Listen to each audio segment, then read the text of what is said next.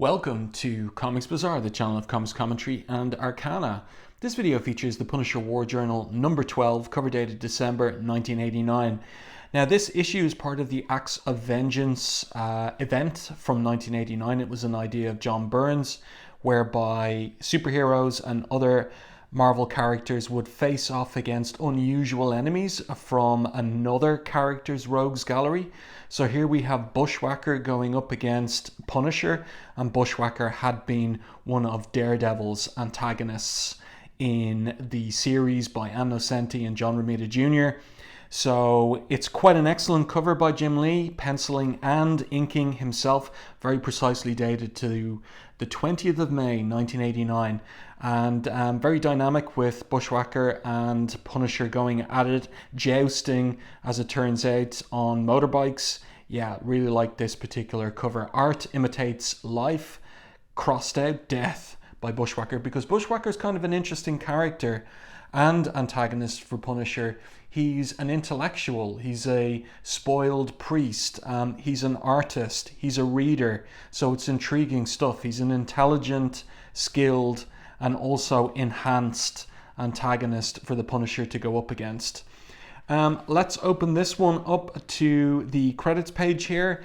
The story is by Carl Potts, Jim Lee, the penciler, and very interestingly, Al Milgrom on inks.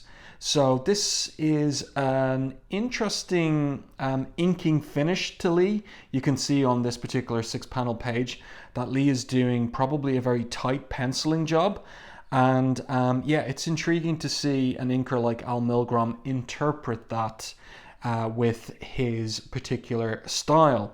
Don Hudson is also involved in the work by doing all the background inking, just as he had done in issue number 4 when Scott Williams was doing the figure work inking. Jim Novak on letters, and Greg Wright rounds out the creative team. So this is an intriguing setup here. The first few pages we have parallel scenes. One which features Bushwacker. He's out here in the crowd looking into through the window of this particular studio. And then there's another scene set at the docks, and the Punisher is there, and he is listening in on some criminal types who are getting ready to offload some cocaine from a ship that is ready and about to dock. But it's intriguing here, this particular woman, she's showing off her art in her studio to her friends. They're loading her down with praise. And as I said, outside is Bushwacker with his motorbike there.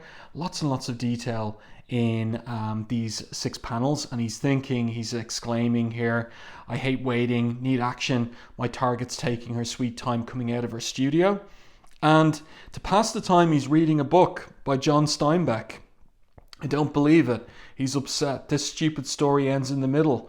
This book ends in the middle of the story. That idiot Steinbeck didn't finish his version before he croaked. They don't say anything about that on the cover. Totally artistically unsatisfying. So Bushwacker, an impatient man, someone who likes action, someone who's in love with his own aesthetic judgments. He really is something of an art and literary snob as well. And as I said, a very intriguing guy to go up against the Punisher by virtue of that. So you get all this detail there about the particular Steinbeck book. It is the Acts of King Arthur and his Noble Knights. And that's going to play into Bushwacker's imagination of the duel he is going to enter into with the Punisher. Here's the Punisher mostly in silhouette in his van listening to these criminals on the docks. Microchip's computer hacking dug up the first leads on this drug import ring.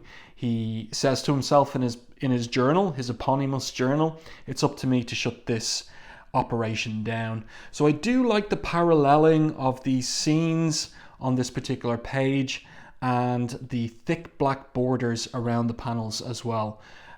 It's aesthetically pleasing. And then the kind of split screen device continues across the next few pages.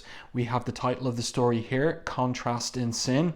And so there is comparison and contrast between Bushwacker and Punisher that goes on across this particular issue. So it's Carl Potts thinking very deeply about the Acts of Vengeance setup and using it intelligently in the War Journal series, because we haven't really had any superpowered beings go up against Punisher in this title to date. He has been dealing with humans, human criminal types, and so it's intriguing to see him up against an enhanced human in the form of Bushwacker.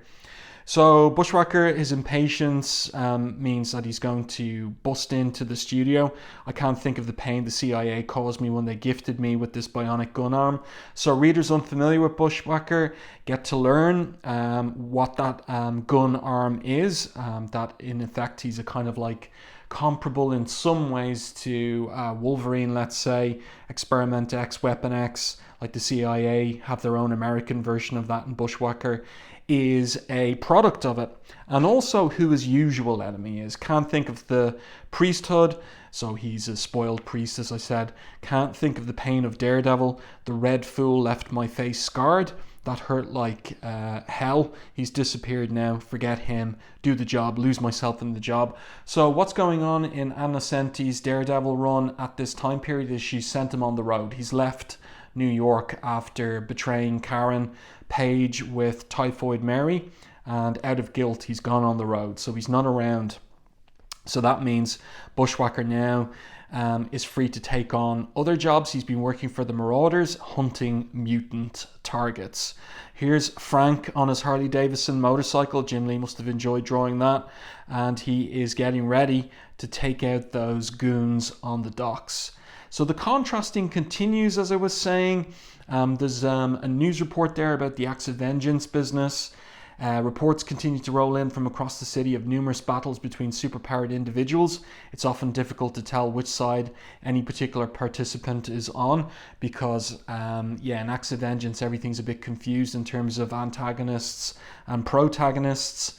And here Bushwacker shoots his way through the door of the woman's studio as Punisher drives his Harley Davidson out of the back of the Punisher van. So pretty cool page here. I really like this panel of the guy on the docks with his suit, and I like the way that his tie is loosely tied around his neck and it's blowing there in the wind. The drapery on the suit is really well done. The perspective on the front-on perspective on the ship here, where the bundles of cocaine are being thrown down to the guys waiting on the docks. I really like that panel. I think that panel is excellent. It's something that clearly Jim Lee put a bit of put thought and work into, and yeah, it's very good, very effective stuff. So let's continue with the story. We still have the split screen device continuing here. 6 panels on this particular page. Bushwacker getting the better of the ordinary humans in the studio. Punisher taking out the drug criminals on the docks in his familiar style. That's a nice image there of him firing away with his rifle. And I like the spotting of blacks on his costume there as well. It's nicely done. Bushwacker here becoming an art critic. You call that canvas art, he says, as he shoots one of the artist's friends right through the canvas, leaving a hole in it and blood pouring down the front of the canvas. And I like Gregory Wright there having Bushwacker's shadow cast on the canvas as well. And he says here, you know, comically, now there's a masterpiece. So the Punisher is easily getting the best of those, kind of regular street criminals.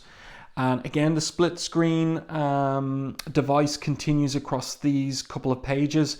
Nice top-down angle here on Bushwacker grabbing the artist, saying to her, class is not being dismissed. She asks why he's doing this, and he says, it's not just a job, it's an adventure. Like, he really is a thrill-seeker type character. So he says to her, I like you, Gretchen, I like your art, while her friend is there hiding in the toilet. Punisher here sending off some gas grenades onto the ship, and now Bushwacker getting ready to murder his target. You've got an unfair advantage over your colleagues. A genetic mutation gives you enhanced artistic insight.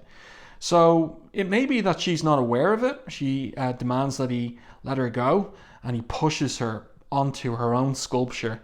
As I'm sure you know, art should show contrasts and parallels, not just idealized forms. He says, here's a nice contrast, soft and sharp, flesh and metal. You're part of your final masterpiece. No need to thank me. So real deadpan stuff. But also, like, there is Karl Potts is writing into that dialogue some of what he's doing here thematically in terms of the contrasts and parallels that are running between Bushwacker and Punisher. Punisher here in his journal saying to himself he's making my life easier, about his target there. Hopefully that's the end of this clan. I've got plans for this one that's pulling himself out of the water. He's the guy that was wearing the suit earlier, and he's racing after him on his Harley Davidson as well. I really like that panel too. Nice use of one-point perspective as well. Very good stuff.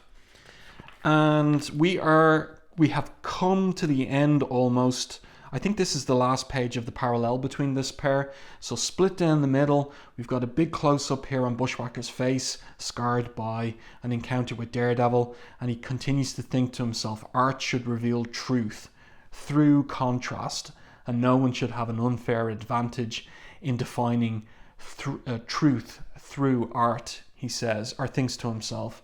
So again, it kind of like maps on, that idea maps on to what this issue is showing us in the parallel and contrast between Bushwacker and Punisher. Punisher here grabbing the fleeing criminal. Do you wish to live? He says, as he pulls him into the van, and then he makes his threat here, or not his threat, his demand. Tell the police everything about your operation, names, dates, places. You hold out and I'll visit you again. Even jail won't protect you if you fail to come clean. Am I making myself clear? He asks as he points the sharp end of that knife right towards the guy's eyeball. He's sweating there. Do you see my point? Yes, I do, he says. That's hilarious, really darkly humorous. Meanwhile, Bushwacker's walking off. Time to pick up my paycheck and see if the Marauders have another mutant target for me. Gotta stay busy. So the man is not capable of being unemployed or relaxing. And the woman, she's in the toilet there. She's survived. He never twigged to her, looking out the keyhole there as well. So there's a witness to what he's done. And that will play into the news report later on that evening. But here we are. It's Acts of Vengeance. And we have elsewhere in an interdimensional conference room, two of the world's most powerful men are involved in verbal sparring. So it's Dr. Doom and Wilson Fisk, aka the Kingpin of Crime, and they're talking about the Punisher. And Fisk says, the Punisher is a bothersome mosquito, not easily swatted, but I've decided to let you watch as I manipulate a swatter to smash the insect. This is a really nice shot of Doom here. You know, Jim Lee didn't draw Doom very much before his Heroes Reborn run on Fantastic Four, but this is a really nice version of Doom here. Yeah, it's good. It's good stuff. I like the rendering of the shine on the metal of Doom's mask there as well beneath his the cowl of his cloak. Yeah, that is nicely done. So, Doom says, it sounds like him insect. The Punisher is your biggest expense. My built-in circuitry has picked up the information coming into your computer right now. I believe your mosquito has just foiled another of your disgusting drug deals. I like that. I like the qualifier there. This stuff is like crime is beneath Doom. That operation now posts a $3 million loss to you, correct? So the Kingpin concurs, but then he says, but no more. My computer will also call up information on Bushwacker, information I can use to turn this death machine loose on our mutual annoyance. So then, very interesting open border panel here, top-down angle, nice use of perspective, and the Kingpin calls to his lackey, I have an errand for you to run. So he's got a scheme. That's what the Kingpin is good at. This is a nice page. And Jim Lee does a very good job on both Doctor Doom and the bulk of Kingpin as well. Good stuff from him. The scene switches now to Bushwacker's domestic residence, not domestic bliss, because his wife isn't happy with him at all, tracking mud across the kitchen floor. He sits down in his easy chair in front of the TV and asks for his dinner. So she's not happy at all. I'm sick and tired of being taken for granted by you. She yells at him. I'm tired of moving every few months and coming up with new identities. So she knows who he is. I used to think it was exciting when you were a CIA assassin, she says, but your current mutant killer for hire phase has the law hot on your trail. And so now the news report is coming in. Bushwacker's watching the news, not listening to his wife. Interesting use of a screen tone there as well for the shading on the side of his face. That kind of a cute three-quarter profile, reverse profile there. Nicely done. So the TV channel is CMN rather than CNN. And let's see what happens when we turn the page. Now, look at this. Oh my God. Look at all the text here. This is a wild page. Like, not really successful as a comics page. There's way too much dialogue on this page. It's kind of like unsettling. When I was preparing to make this video and I turned that page, I thought to myself, oh my gosh, like there's way too many words on this page. But what Carl Potts is doing here is he's giving readers more information on Bushwacker, about his domestic situation, and the news report about the Punisher also involves the news reporter starts making or drawing contrasts between the Punisher and Bushwacker, which Bushwacker is listening to the whole time, even as he's being yelled at by his wife. The news reporter says Bushwacker's victims are usually mutants with an evil slant. Today, not only did he deprive us of a talented young artist, but he foolishly left a witness. On the surface, these two individuals sound very similar. Lone murderous gunmen mowing down people on our streets, but the well-planned attacks of the Punisher. And we don't get the rest of that there because Bushwacker is responding to what his wife has said. Why'd you leave the priesthood anyway? Every time I ask, all you'll say is I couldn't stand confession. What kind of answer is that? So he doesn't answer her, but he thinks to himself, confession always made me confront my darker urges. It drove me nuts having to confess all the time. Must have said 5 million Hail Marys. The news reporter continues, the police were unaware of this drug ring until the Punisher struck. In contrast to that attack, the mutant killer known as Bushwacker today murdered an innocent artist and butchered several innocent bystanders. And the butchery of innocence by Bushwacker are worlds apart. Sorry, yeah, this is confusing too. You're supposed to read across the page and down. Yeah, this is badly laid out. Way too much dialogue. The letterer here has struggled to make it flow correctly. So not a good page, especially not a good panel here. Carl Potts should have rewritten this and dialed down all the verbiage. But anyway, and the butchery of innocence by Bushwacker are worlds apart. In intent and execution, the Punisher's almost artistic surgical strikes cut out drug dealers festering like a cancer in our society. This approach should not be confused with the murderous and bungling exploits of Bushwacker. This is Simon Winston. Good night. So Bushwacker here assailed by what the news reporter is saying and his wife scolding him as well. All you want is non-stop action to occupy yourself, she says. And when you do come home, you sit glued in front of the news channel. And when are you going to get that ugly scar fixed? And he just throws back at her, when are you going to lose some weight? I don't need this abuse, she yells. You're going to have to decide between me and this idiotic life you're leading. I'm tired of it. And he says, me too. So is he going to put himself on a mission where it might be suicidal, where he might end up getting killed himself? And then we see that the news reporter was paid off by Wilson Fisk's lackey, my employer, the Kingpin. That is, readers can infer, wanted me to personally thank you, allowing us to put our own perspective, quote unquote, on your editorial will prove very rewarding to all parties concerned. And so the guy gets a briefcase full of dollars and he's delighted. So he was bought off by the Kingpin. The next morning, the lackey arrives with a job for Bushwacker.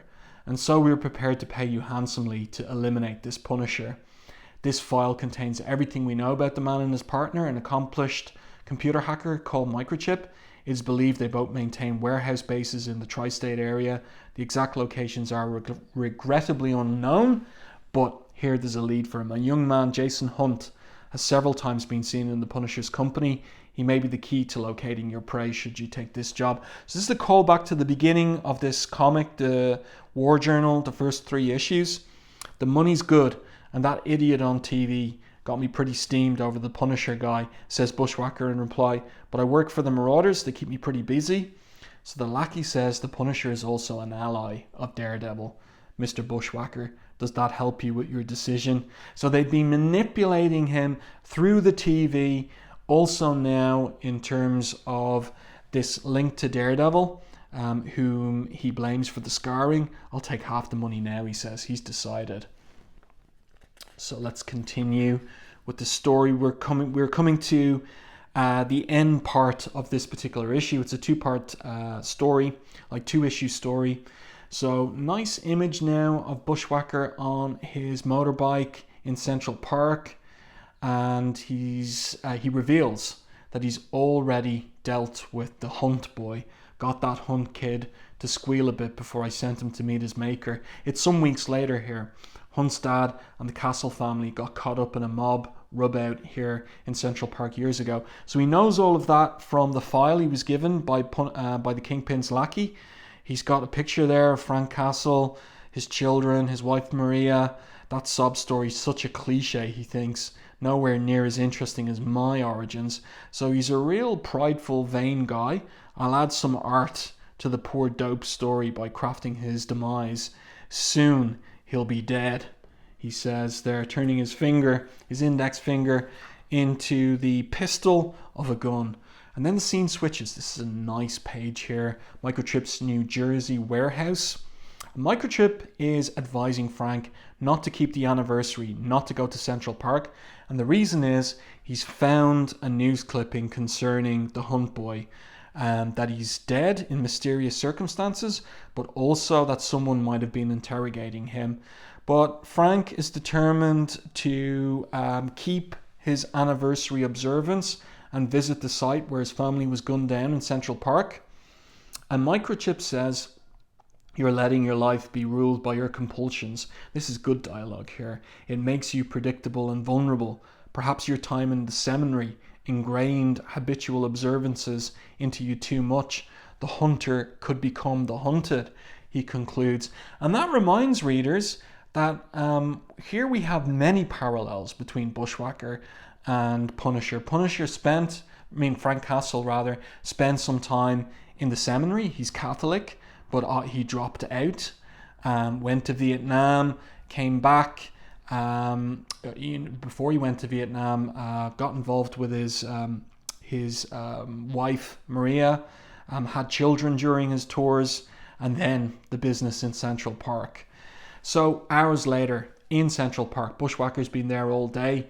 The sun has set, and he's wondering whether the Punisher has gotten wise and isn't going to appear. And he's there thinking to himself, "I hate waiting." Great double lighting on his face there. The purple, the magenta on one side, the dark blue on the other. The use of the screen tone, it's nicely done. And then Punisher comes. But he says to himself in his journal, maybe Micro was right. Doesn't feel right around here. Must be getting cautious in my old age. It's too late to do what I wanted anyway. So he rides off back to New Jersey. And we have Bushwacker following him over the bridge there. Actually, I wonder, is he going to New Jersey or is he going to Brooklyn? Because they've got a number of safe houses. So I think he's gone to Brooklyn, actually. Good. Micro fixed the auto door opener. But just as he's about to ride into the garage, Bushwacker overtakes him and swings around to face off against him. And this is the whole King Arthur business. We're going to get this joust between the pair. Horses replaced with motorbikes. And Punisher realizes Micro was right. I was too predictable. So Bushwacker is talking here, saying, make your demise something to be proud of. Come joust with me. Black Knight, I kind of feel Bushwacker's got a death wish himself. Who is this guy? Asks Punisher of himself.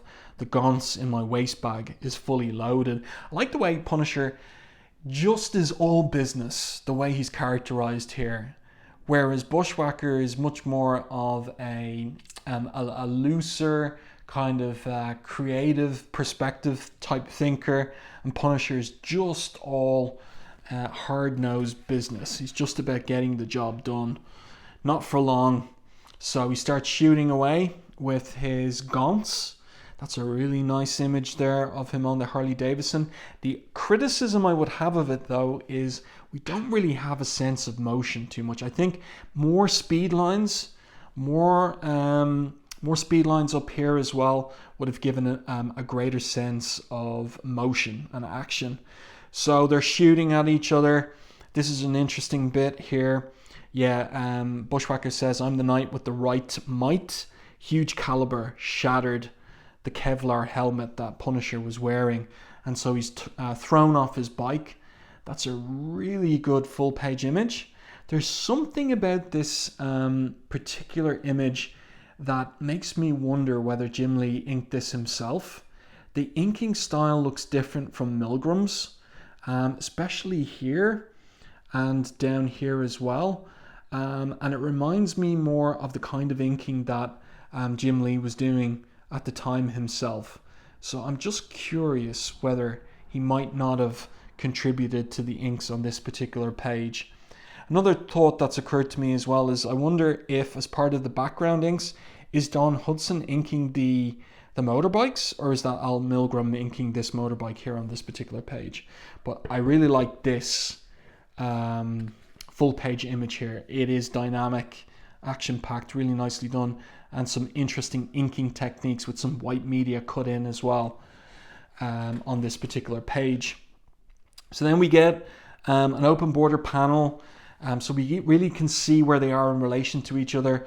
Bushwacker coming towards the Punisher. Punisher thinking to himself, hurt bad, who is this guy? Only a few rounds left, got to make them count. So he hits Bushwacker's bike. Bushwacker's knocked clear of the bike, gets up, he's hurting now. Have to reach weapons, thinks the Punisher as he goes into the garage. Bushwacker's talking all the time. A big-mouthed character. The ungrateful jerk keeps screwing things up. He's got to come clean. So he shoots the Punisher away from the guns. It seems like maybe he destroys his gun rack or something.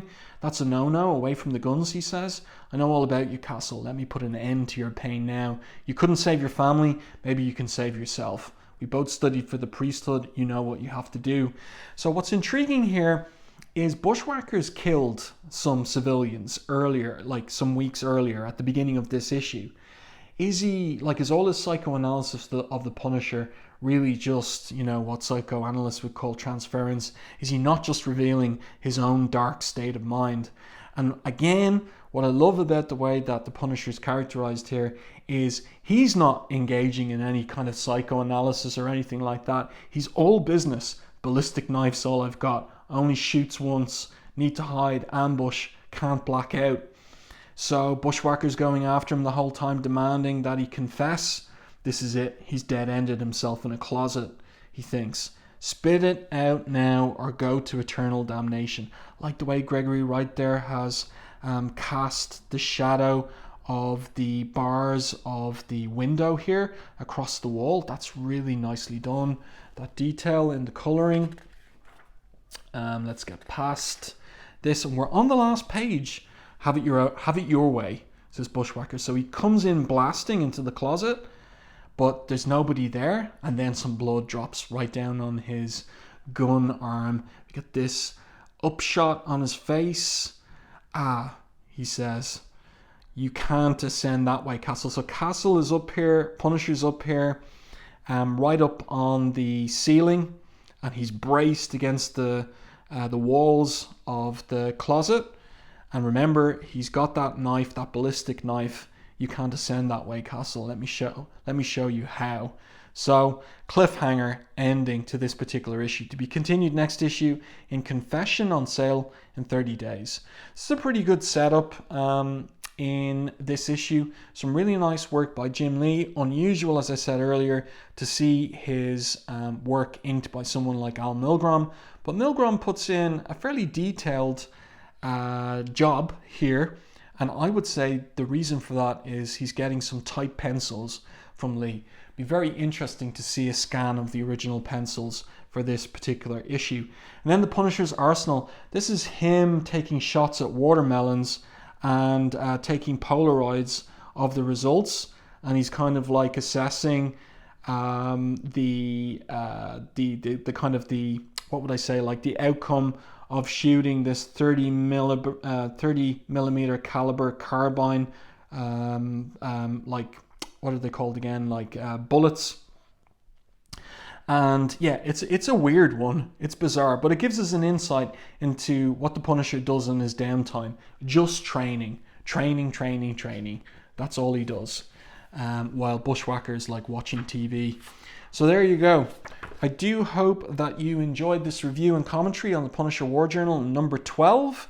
This is a good year into Jim Lee's run on the title, just as he's about to switch over to the X-Men. He's got 3 more issues on the title left when the Punisher goes to Hawaii, not on vacation, of course. But yeah, Jim Lee became Jim Lee on this particular title.